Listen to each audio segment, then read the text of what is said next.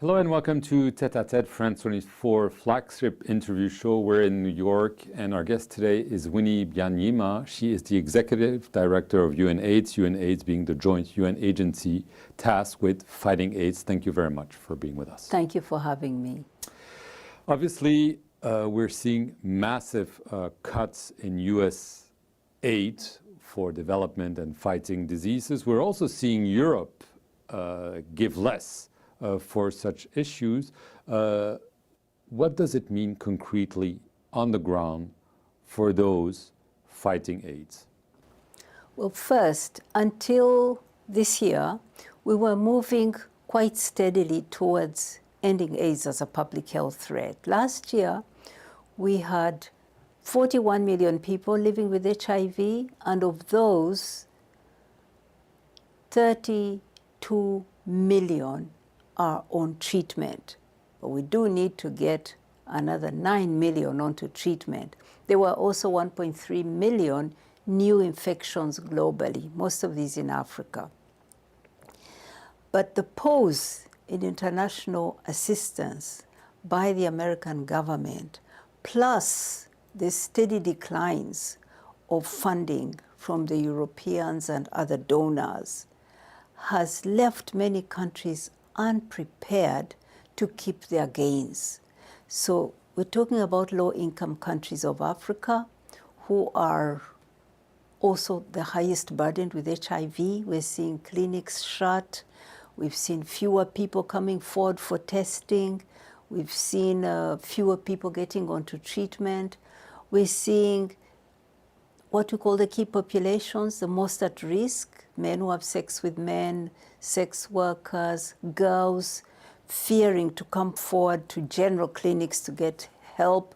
So we are concerned that gains that we have made may slip away because of a rapid and abruptness in removing funding. But the positive news is that American assistance has come back. Really? Though we do not know whether it will fund everything that it used to fund. But also we see African countries and other countries fighting to fill the space for themselves. So it's not all gloom and doom, but there is reason to be concerned that this suddenness of removing funding may result in more new infections and more deaths. Has it already, I mean, to speak bluntly, have people died already because of those cuts? We do not have the data to say that right now. We are collecting it and we publish our report once a year and we watch also quarterly.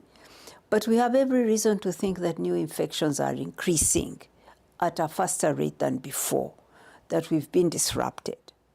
You said that you are more hopeful, than maybe a few weeks ago about the level of USA. There is essentially a program created by George Bush back in 2003, the President's Emergency Plan for AIDS, PEPFAR, which has funded the majority of the global AIDS fight. Do you think that it will remain and be funded at a satisfactory level? The American government announced this week its America First Global Health Strategy. It does include funding for HIV. Fortunately, the American legislators, parliamentarians on both sides of the aisle have supported over 20 years investing in fighting HIV/AIDS. They see it as an issue of global health security and of saving lives abroad. So that is back, though we don't know how much, and we don't know whether all the groups that have been supported will be supported. This is the reason we are saying to all the other donors that, look, this is the best story, success story of global health. We've fought a disease, stopped deaths, stopped new infections. We are seeing the end in sight. Don't stop now because you have now new priorities. Fight and get this disease out of the way, because when it doesn't go, then it surges and comes back. So there is an international commitment to end AIDS as a global public threat by 2030. Correct. Is this still possible? It's among the SDGs. It is possible. Sustainable Development Goals. It is possible if we can maintain the global solidarity so that those countries that are challenged by climate catastrophe, by debt, by low domestic revenues because of tax dodging and all of that, that if those countries continue to get some support as they organize themselves to take over, we can get there. But we do need the global solidarity to remain. There is also a new medicine, some call it nearly a vaccine, called lenacapavir, that's manufactured by a US company. It's seen as maybe the best hope. However, this could be again in jeopardy because of the lack of funding, but also of its high price. That's a real opportunity. Lenacapavir is a twice-year injectable, every 6 months, that can give someone almost total protection against the virus. This is so much So it's needed. a miracle cure. It is. It's not a cure, but it's close to a vaccine. It's not a vaccine, but it's nearly a vaccine. So if we can get this to the low-income countries of Africa where the new infections are high, girls particularly, but men who have sex with men who are hiding from the law, sex workers, if it can be rolled out quickly, we could cut new infections dramatically and come close to ending this disease. Our data shows that we need, in order to bend the curve on prevention, we need to roll out to 20 million people.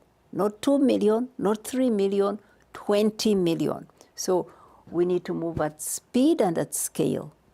You say we, but your agency, UNAIDS, is in dire straits, if I may use the expression, because it's an indirect impact of probably the US cuts, but the UN Secretary General has come up with a plan whereby the agency would essentially shut down by next year. It's true that... But it's sad, I imagine, for you. Look, we were always a timelined agency, entity. We are a joint program. We were meant to support countries to reach the finish line by 2030. So we had been planning along those lines. Not so soon. We have a plan, it's approved by our board, and we are moving towards reducing ourselves, but also keeping our work on the ground going because the countries and the civil society, people living with HIV need us. So this announcement by the Secretary General puts us at a bit of a challenge. Our board is going to have to look at the Secretary General's proposal. It's more than a challenge. He's saying your agency will shut down. It's a termination order. No, it's not an order. It's a proposal, and the board has made decisions already.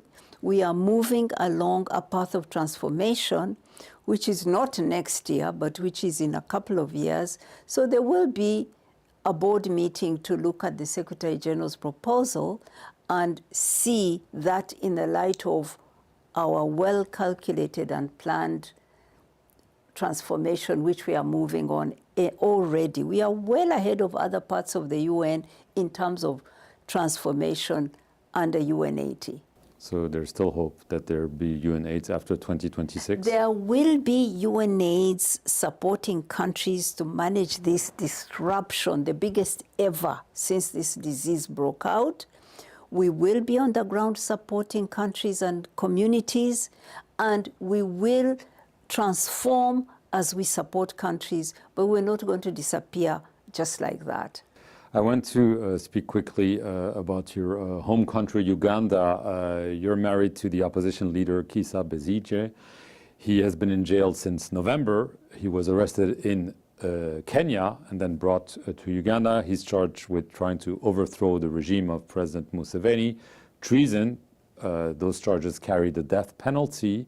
First of all, do you have any news from him? How is he doing? Is he in good spirits and in good health? Thank you for asking. I was home recently and I visited him. He is in good health and his spirit is strong. But he's a political prisoner. He's a prisoner of conscience, and he's one of very many people who are in prison just for disagreeing with the government of the day. So he remains in prison almost a year, and his case has not even started being heard in the courts. We understand that they're having problems putting together any evidence of the charges they have put forward. So we continue to put pressure to ask for him to be released on bail. That has been denied, yet it is his right. So we're seeing a government that's increasingly challenged because of lack of legitimacy. 40 years in power, our leader finds it hard to win elections and to be a leader who is genuinely elected. So the opposition has continued to be under attack. Repression has increased. We see the gains, democratic gains, reversing. So my husband is just one of very many people who are languishing in prison because of this democratic decline. Obviously, there are elections scheduled soon. The President Museveni has already announced that he will run again. The assumption is that he will probably try to keep your husband in jail until the election, at least.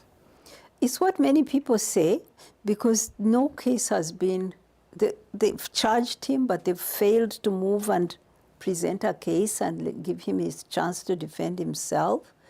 It does seem to be very much a matter of holding him for as long as possible, but I can't tell when or whether they intend to release him. We are continuing to fight using the law to demand for him to be released on bail and to ask that he has his day in court to defend himself. Winnie Byanyima, thank you very much for being our guest, and thank you all for watching this show on France 24 from New York City.